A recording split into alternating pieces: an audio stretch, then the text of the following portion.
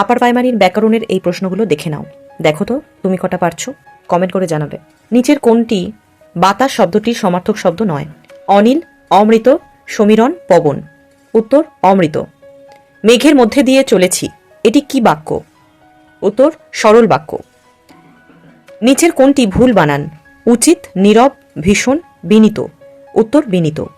নীতি শব্দটির পদান্তর হল নৈতিক, নৈতিকতা, নীতিজ্ঞ, নীতিত্ব। উত্তর নৈতিক। কর্তৃবাক্যে কর্তা যেখানে প্রধান এবং ক্রিয়া সম্পন্ন করে তাকে বলে অনুজ্ঞ, উক্ত, প্রযোজক, নিরপেক্ষ। উত্তর উক্তকর্তা। চক্র পানিতে যার। চক্রপাণি এটি কি ধরনের সমাস?